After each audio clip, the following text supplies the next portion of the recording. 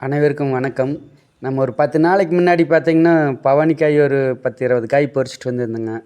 அந்த பவானிக்காய் பறிச்சுட்டு வந்ததில வந்து நம்ம காயத்துல போட்டு காய் மக்கட்டுன்னு வச்சுருந்தேங்க. அது மக்கி போச்சுங்க. நல்லா மக்கிடுச்சு. பாருங்க. அந்த பவானிக்காய் காம்பு பாருங்க எத்த சோடு இருக்குதுங்கன்னு. இந்த காயத்துல போட்டு வச்சிருந்தபடி விதை தனியா, சதை தனியா வந்துருச்சுங்க. இப்போ நம்ம சாம்பல் போட்டு இதை கலக்கி காய வைக்கணுங்க ஒரு 10 நாளைக்கு. அப்போதான் உங்களுக்கு வந்து விதை தனித்தனியாக வரும். அடர்த்தியாக முளைக்காது. நடவு போட்டோங்க நாற்று விட்டோங்கன்னா அடர்த்தியாக முளைக்காது. பளபளன்னு போட்டோங்கன்னா நாற்றும் கொஞ்சம் ஊக்கமாக இருக்குது. இப்போ பார்த்தீங்கன்னா சாம்பலும் போய் ஒரு பக்கம் எடுத்துகிட்டு வந்தேனுங்க. சாம்பல் எடுத்துகிட்டு வந்து காரச்சட்டியும் எடுத்துகிட்டு வந்து இப்போ வந்து அந்த மக்கி போன கத்திரிக்காய் பார்த்தீங்கன்னா இப்போது சாம்பலில் கலக்கி காய வைக்கணுங்க ஒரு 10, 15 நாளைக்கு. பாருங்கள் எப்படி மக்கி கிடக்குதுன்னு பாருங்கள். கருத்து போச்சு. இப்போ ஒரு விதையும் கூட வேஸ்டேஜ் ஆகாத நம்ம இந்த வேலையை பார்க்கணுங்க. ஒரு 10 நாளைக்கு காய வைக்கணுங்க. சாம்பல் பாருங்கள் பளபளன்னு அருமையான வெள்ளை சாம்பல். ஹோட்டல் கடையில் தான் எடுத்துகிட்டு வந்தேங்க. அதுபோக பார்த்தீங்கன்னா சாம்பல் உங்களுக்கு எங்கே கிடைக்கிது? இப்போல்லாம் கிடைக்கிறது இல்லைங்க. ஹோட்டல் கடையில் தான் வச்சு விறகு வச்சு எரிக்கிறாங்க. பாருங்க கத்திரிக்காயும் நல்லா மக்கி அழுகி போச்சுங்கிறத மக்கி போச்சுன்னு சொல்கிறதுங்க. இப்போ இது வந்து கட்டி கட்டியாக இருக்குதுங்களா, சாம்பலில் போட்டுட்டு நம்ம தேவட்டி ஒரு 10 நாளைக்கு ரவுண்டு மணி நேரம் வெயிலில் காய வச்சுட்டு வரணுங்க. காய வச்சுட்டு வந்தோங்கன்னா நல்ல விதை அந்த ஈரப்பதமெல்லாம் போயிருங்க. ஈரப்பதமெல்லாம் போயிடுச்சுங்கன்னாத்தான் உங்களுக்கு நல்லா போட்டதையும் நல்லா முளைக்குங்க. ஒரு நாற்று ஒரு விதையும் கூட வேஸ்டேஜ் ஆகாத பூரா விதையும் முளைச்சிருங்க. அப்புறம் நாற்று வர்றதுக்கு ஒரு 40 நாள் ஆகுங்களாம்மா. ஒரு பாத்தியில் விட்டு வச்சுருந்தோங்கன்னா 40 நாள் ஆகுங்களாம்மா. 40 நாள் கழிச்சு தான் நம்ம எடுத்து வைக்கணுங்க. இப்போ முதல்ல வந்து விதை தயார் பண்ணி வச்சுக்கலாங்க. அப்புறம் அதுக்கு கரெக்டான ஏஜில் வந்து நம்ம ஃபஸ்ட்டே கத்திரி நாற்று வச்சுருக்கிறேங்க. அந்த காப்பு முடிகிற வாரத்துக்கு உங்களுக்கு இந்த காப்பு வர்ற மாதிரி பண்ணணுங்க. அதுக்கு இப்போவே உடனே நடவுலாம் போட முடியாதுங்க. முதல் விதை வந்து நம்ம தயார்படுத்தி வச்சுக்கணுங்க. அப்புறம் நம்மளுக்கு எப்போ தேவைங்களோ அந்த 40 நாளை லெஸ் பண்ணிவிட்டு அந்த 40 நாளில் நாற்று பிடுங்குற அளவுக்கு கணக்கு பார்த்துட்டு இந்த காயும் ஃபஸ்ட்டு நாற்று வச்சுருக்கிறோம் பார்த்திங்களா, அந்த காப்பு முடியும் போது இந்த காப்பு வரணும்னு சொல்லி வரட்டுன்னு அது கணக்கு பார்த்து வைக்கணுங்க. இப்போ பார்த்திங்கன்னா இப்போ இந்த விதை தான் தயார் பண்ணிகிட்ருக்குறோம். நல்லா கலக்கி விட்டுக்கணுங்க. சாம்பலில் கலக்கி விட்டு டெய்லி 2 மணி நேரம் 3 மணி நேரம் வெயிலில் வைக்கணும். அப்புறம் எடுத்து நிழல்ல வச்சுக்கணும், பாங்குபடுத்திக்கணும். முதல் வந்து இந்த விதையை தயார் பண்ணிக்குவோங்க. அதைத்தான் பண்ணிகிட்ருக்குறேங்க. நம்ம சின்ன விவசாயமாக தான் பார்க்குறோம்.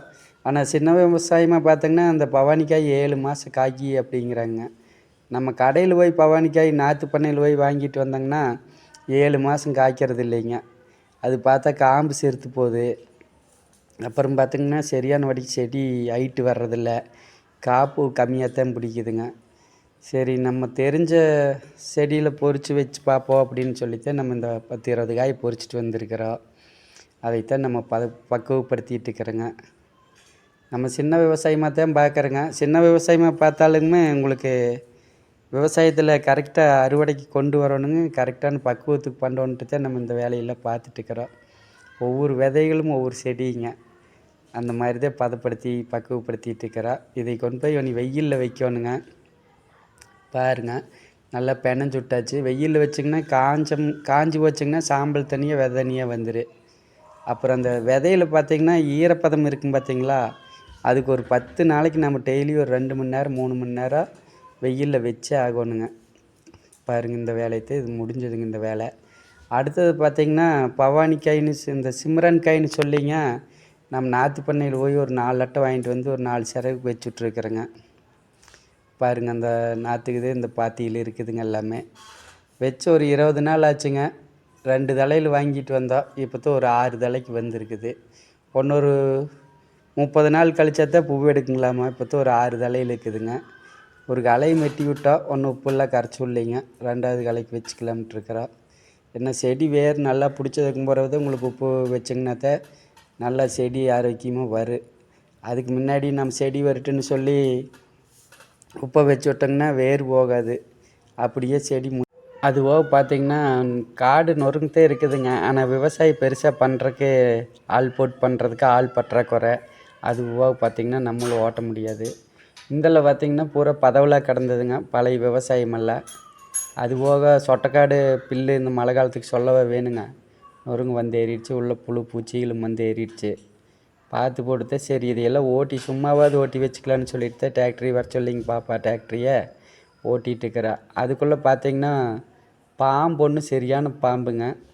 அந்த பாம்பு டிராக்டரியில் அடிபட்டு போச்சு. பாருங்கள் எத்த சோட்டு பாம்பு இருக்குதுங்கன்னு. இந்த பதவிலெல்லாம் இருந்ததுன்னா தயவு செஞ்சு மாடு கட்டுற அது கட்டுற இது கட்டுறன்ட்டு நீங்கள் காட்டுக்குள்ளே போகாதீங்க. பதவியில் முதல்ல டிராக்டர் விட்டு ரொட்டா வெட்டி விட்டு ஓட்டி விட்டுருங்க. ஏன்னா கிடக்குன்ட்டு இருந்தீங்கன்னா பூச்சி விழுது உள்ள வந்து தங்கு. வேணும் எது வேணாலும் பண்ணிக்கலாங்க. பாருங்கள் எத்த சோட்டு பாம்பு. ஏதாச்சும் கடிச்சிருந்தீங்கன்னா மாட்டுக்கு இது கடிச்சிருந்தீங்கன்னா என்ன ஆகிறதுங்க. பாருங்கள் நம்மளுக்கே கை காலெலாம் நடுக்கம் பிடிச்சிச்சுங்க. ஏதோ வண்டியில் பட்டு ஏதோ அடிபட்டு போச்சுங்க. பாருங்கள் நெளிஞ்சிட்டு படுத்துட்டு இருக்குது. அதுபோக பார்த்திங்கன்னா நம்ம வெண்டைக்காய் செடி வச்சு விடலாம்ட்டு இருக்கிறோம். இப்போ இந்த ரோட்டா வெட்டி கத்திரிக்காடு இருக்கிற பக்கம்தான் ஒரு 2 சிறகு போட்டு விடலான்ட்டு இருக்கிறேங்க.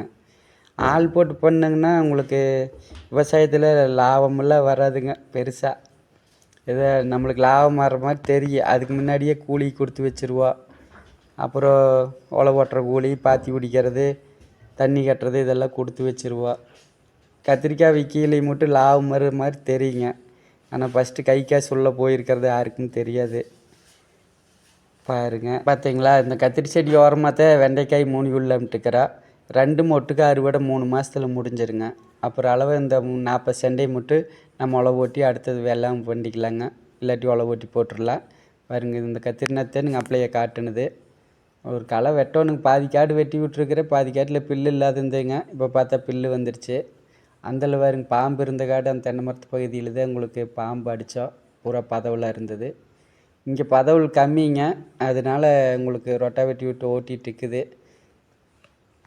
ஓட்டி அடுத்தது பாத்தியும் பிடிக்கணுங்க. 2 சிறகு உங்களுக்கு ஆள் போட்டு பிடிச்சிங்கன்னா 2 சிறகு தான் பிடிப்பாங்க. ஆனால் கூலி 700 கொடுக்கணும். நம்மளே ஒரு நாளைக்கு சித்த 2 மணி நேரம் பிடிச்சிங்கன்னா பிடிச்செறிஞ்சிடலாம். ஒரு நாளில் பிடிச்சிடலாங்க 2 சிறகை. 2 சிறகு பிடிச்சிட்டு நம்மளே நாற்று நடவு போட்டு விட்டுடலாம். ஒரு நாளைக்கு ஒரு சிறகு களை வெட்டினாலுமே உங்களுக்கு 2 நாளில் 2 சிறகு வெட்டி விட்டுடலாம். அப்படித்தான் பண்ணிகிட்டு இருக்கிறேங்க. நம்ம நேரம் கிடைக்கலெல்லாம் போய் ஏதோ ஒரு பக்கம் களை வெட்டிகிட்டு இருப்போம். எந்த பாத்தியில் புல்லு ஓவராக இருக்குதுங்களோ அந்த பாத்தியை பிடிச்சி வெட்டி விட்டுருவோம். வேறு இந்த காடெல்லாம் நம்ம சும்மா உழவு ஓட்டி போட்டிருக்கிறோங்க பூரா புல்லாக இருக்குதுன்ட்டு. அப்புறம் 2வது வேறுங்க இந்த இடத்துல பார்த்திங்கன்னா சுத்தமாக இருக்குது. கீரை போடலாங்க இந்த காட்டில்.